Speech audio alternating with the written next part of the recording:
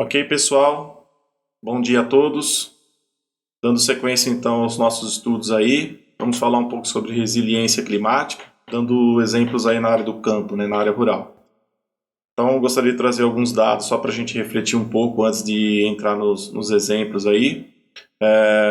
São dados das emissões, né, brutas brasileiras de gases do efeito estufa por setor, né, de 1990 a 2019. Só para a gente refletir um pouco, né, quando a gente pensa em gases do efeito estufa, a gente sempre acaba voltando nosso olhar mais para a área urbana, né, para os processos industriais, mas isso só para ilustrar que não é bem assim.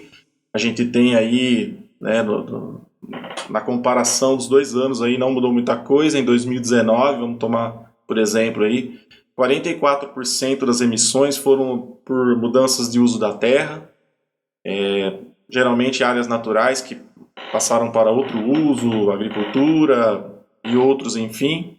Agropecuária com 28%, então já ultrapassou aí os 50% de todos os usos, né? Aí a gente tem energia com 19%, processos industriais 5% e resíduos 4%.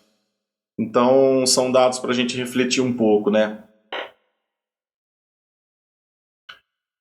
Aqui eu trouxe alguns dados sobre retirada de água das bacias hidrográficas, né? Esses dados são da ANA, de 2019. Como a gente comentou no nosso grupo lá, o que acontece no meio urbano acaba refletindo no rural e vice-versa. A gente tem aí a indústria retirou 9,7%, né? As termoelétricas 4,5%, abastecimento rural 1,6%, abastecimento urbano 24,3%, mineração com 1,7% e irrigação com 49,8%, ou seja, praticamente a metade de toda a retirada, né?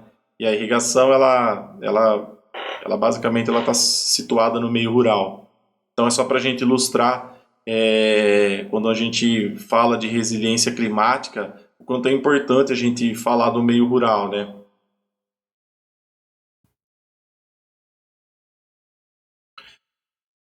Então, para que a gente consiga ter êxito aí em aumentar essa resiliência, né, aumentar as nossas atitudes sustentáveis aí, conseguir resistir mais a essas mudanças climáticas, a gente precisa da adoção de sistemas e atitudes mais sustentáveis, né? Existem muitos estudos, muita coisa que tem sido feita nessa direção, né? Eu queria trazer aqui dois exemplos. O primeiro é dos sistemas ILPF, que são sistemas de integração lavoura, pecuária e floresta. São áreas onde você pode integrar esses sistemas, né? Você pode integrar a lavoura junto com a pecuária e também com a produção de madeira, né? No caso, eucalipto.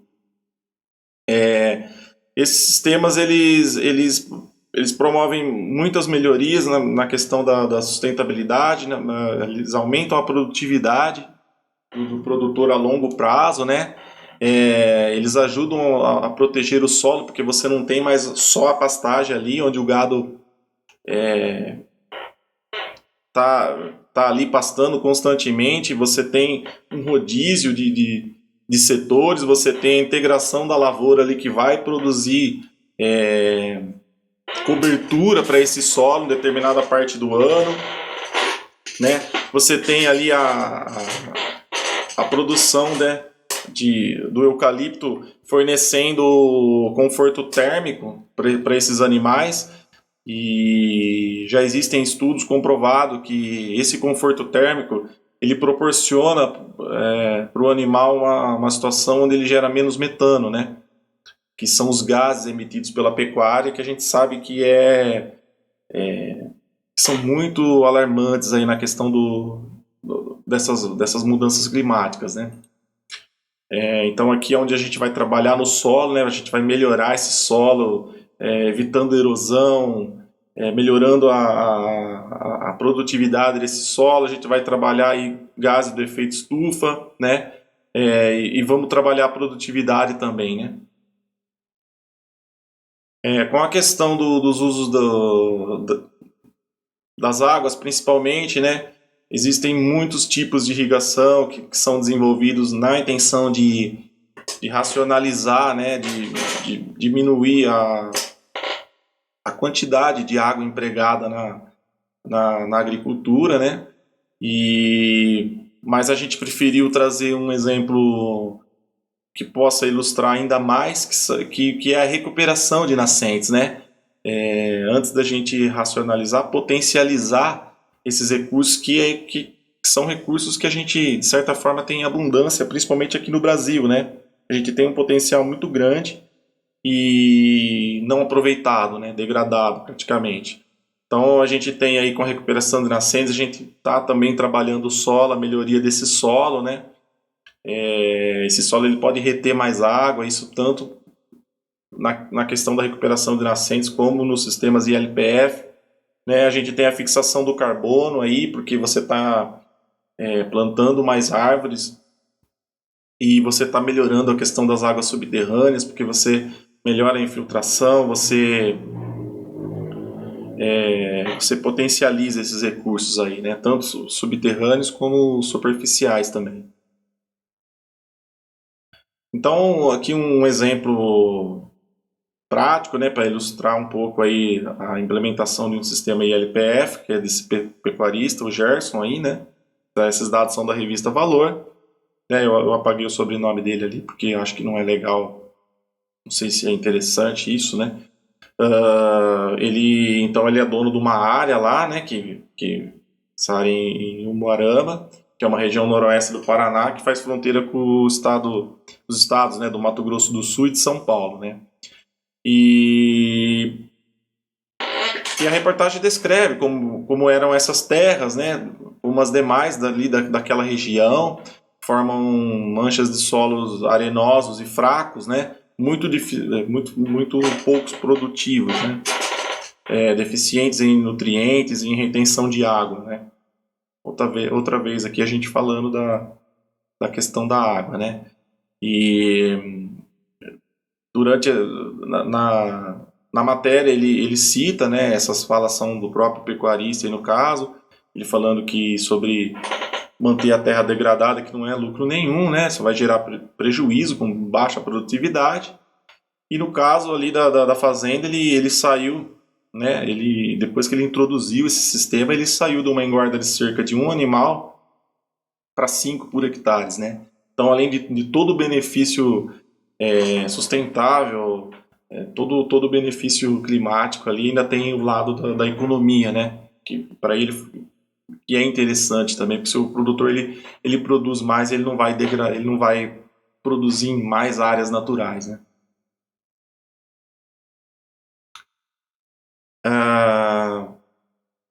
O exemplo que eu gostaria de trazer aqui com relação à recuperação de nascentes, né? É esse exemplo aqui que vem dessa cidade mineira de Extrema, né? Que nasceu esse projeto lá, que é o Conservador das Águas, né? Ele fala que é o primeiro projeto bem sucedido de pagamento por serviços ambientais no Brasil, né? É uma área que foi destinada aí a ser recuperada, né? Aqui a gente tem uma descrição de como era a área antes desse projeto aí, que fala que era uma área formada basicamente por pastagens, né? Aqui a prova mais uma vez que só a pastagem ela degrada o solo, né? Com fragmentos florestais esparsos, pouca vegetação nos topos de morro e no entorno das nascentes. E aqui a gente já tem, né, após os anos aí, da implementação desse projeto aí, e fala que de 5% de vegetação existente, hoje o projeto ele já ampliou esse número para 30%, né? E com isso houve uma melhoria na qualidade da água, né? Bem como a preservação das nascentes existentes, contemplando 100% dos produtores desta região. E aqui é um gráfico, né, mostrando a quantidade de mudas plantadas que foi introduzida nessa área desde o início do projeto, foi em 2007 até 2015, então a gente tem aí, com o passar dos anos, a quantidade de mudas que foi introduzida, né? E claro, isso também é importante para a captação de carbono, né? Então, era isso, pessoal. Os exemplos que a gente queria trazer aí. Tá joia? Obrigado, gente.